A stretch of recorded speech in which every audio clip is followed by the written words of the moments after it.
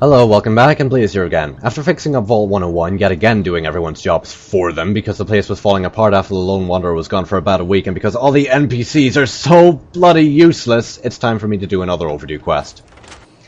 So, time to once again speak with Megaton's resident supply clerk, technician, scientist, researcher, author, Cloud Cuckoo Lander, Scrappy, and bane of my existence. Hey, don't mind the smell. I was just testing a few chemicals, but it's perfectly safe to breathe. Really? I've learned to not trust you. I demand a gas mask, now. Also, I'm ready to continue research on the last chapter. I want to find out the history of how a successful settlement like Rivet City got started. I've also got to do a section on working with old computer electronics. So there's some research to be done in the old Robco production facility. And that'll be it for the last chapter. So, what'll it be? These last two quests are actually quite short, so I should be able to fit them into one video. They are also really fucking dull. Well, not really, of course, but, well, no, what am I saying? Yes, they are dull, but I'm going to try and make them not dull. Using old technology sounds interesting. It does, doesn't it? I mostly just deal with it after it's junked. But a trader gave me this Robco processor widget. He said it's worth a fortune. According to him, if it's connected to the mainframe in the Robco factory, you could have access to all the robots you'd ever want. Now that would be a great example of how to harness technology, wouldn't it? Yes. Also, I would like to bring to everyone's attention that she bought something very expensive from someone she didn't know, who could very well have been ripping her off, and probably was, because she doesn't even know if it actually works or not. Fortunately for our purposes, it does work, but she didn't know that, so she was pretty much asking to get ripped off, and I'm pretty sure that the scavenger didn't know if it actually worked either. Just go in and connect the widget to the mainframe? I can do that. Yeah, you should just be able to plug it into the mainframe at the Robco production facility. It'll give you access to the robots and terminals. Okay, here. And be sure to keep an eye peeled for any other examples of how to make old technology work for you out there. Making technology work for you. Yeah, sorry. Anyway, I have to go now. Take care. It's a big wasteland, but you know that better than me, right? Well, I don't recall ever seeing you step out of this place, so yeah. But anyway, it's time to go off and do a quest that will surely not result in something going horribly wrong and me needing to do something to rectify the situation before I die. Of course. Blatant lies. Anyway, as you should have noticed, I already found this place in preparation for that video to make everything so much easier for everyone. So let's just go ahead and get this through with, shall we? Hey, you guys didn't spawn around me like I'm a neodymium magnet and you guys are bits of cutlery. We're off to a good start already. Actually, for a little bit of change of pace, let's use my new weapon. Terrible shotgun. Everything's going to be pretty close in here, so the terrible shotgun's a good choice. Not to mention it's bound to one-shot everything. And then again, so is every other weapon, but I've got plenty of shotgun shells. Anyway, this place is fairly easy to navigate. All you need to do is turn right the second you enter the building and then go up all the stairs, and it's more or less a straight path except for a couple of branches here and there. I actually got lost here on my first playthrough though, and there's the door right there.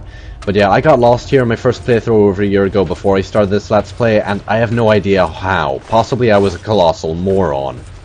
Which, looking at my earlier videos, would probably be absolutely correct. Oh well. Anyway, moving right along, just through here. Oh, looks like I gave you guys a little bit too much credit. You're all grouped to each other now, like Fox is a neodymium magnet or something. Why do I keep saying magnet? I don't know. Whoa, apparently rad roaches are made of C4 or something. But anyway, this place does have a little bit of backstory to it, but I'm going to be getting into that later. I would like you to pay attention to all of the more or less intact protectrons lying around though, because they're going to be fairly important. Also, here's a Nikolai Tesla in U-book. Not much use for me since my energy weapon skill's maxed, but it should be pretty much pretty useful to everyone else, especially if you're doing the Moira quests early on, which is how you probably should be doing it. But then again, if you leave them later, some of the rewards are actually a bit better. And yes, thank you, Star Paladin Cross. I had no idea the caution was advised in a place that was infested with mole rats and rad roaches. Well, actually, caution isn't even needed. I mean, these guys are piss weak. I mean, they're goddamn bats, or Fallout's equivalent of goddamn bats, and they're annoying, but they're not any real threat to me anymore. I mean, I'm wearing half a car. you don't need to stand so close, Fox. I win again! Nice cover fire, I have to admit. I didn't even notice the mole rat sneaking up behind me. Nice save. Jesus Christ. I have no idea why the rat roaches are making such a huge shockwave. But, yeah, in here's where you need to be, and here's the perfectly safe terminal, honest. Install the processor widget. Oh dear, things have gone wrong. As usual. But anyway, everything starts off as hostile, but, yeah, all you need to do is rehack the terminal, and you should be fine. Alright, there we go, and thanks to the magic of editing, you did not have to watch me solve that 100 billion times. But in any case, this terminal gives you a few options. One is in these three here, and there's also the orientation guide, which will provide a little bit of insight into what was going on around here. Now I want to bring attention to these two right here. Total Liquidation removes your co-workers' humanoid safety protocols and is for use only in the unlikely event of criminal intrusion or communist attack. That doesn't sound so bad, but it actually removes all safety protocols, and as you are seeing right now, the Protectrons attack indiscriminately. That is an incredibly stupid idea. Great going, Robco! Robot Shutdown allows you to temporarily retire your co-workers for their regular maintenance, or in the case of accidental liquidation commands.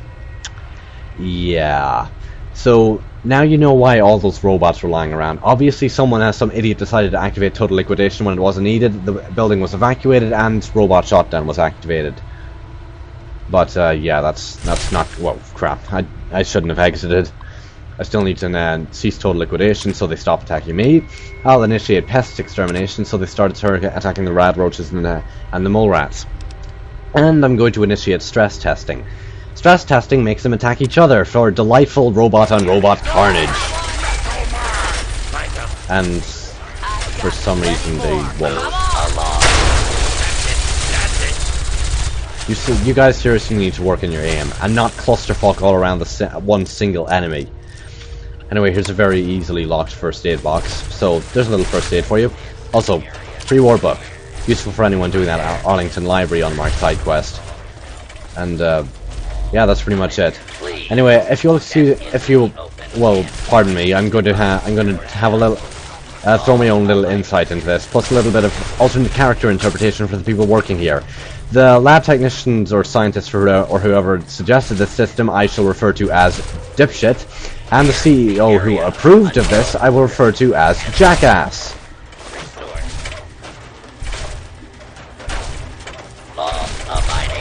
But yeah, that ash pile was from a busted Protectron that was here before now. And wow, that one has terrible aim.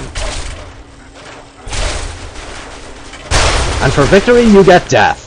But anyway, as I was saying, basically, one day, no, not this way.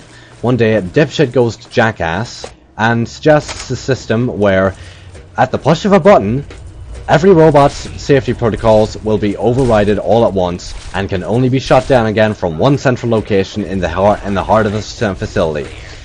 Jackass, for some reason or another, perhaps he hates his fellow man, perhaps he honestly thought it was a good idea, or perhaps Dipshit managed to present it to him in a way where he could deny that it was his fault in some way, accepted it.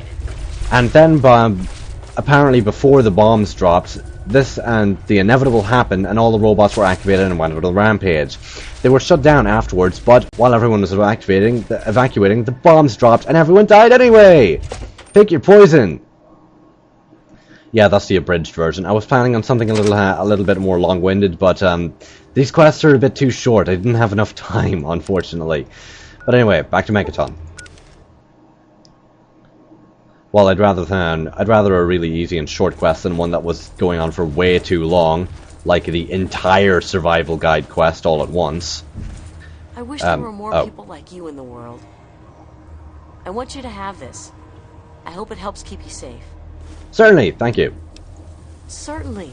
It's the least I could do after all you've done. Apparently the word certainly is catching on. But yeah, as I was saying, actually I forgot what I was saying. God damn it. But anyway, yeah, let's move on. Let's go move on back and finish up this quest.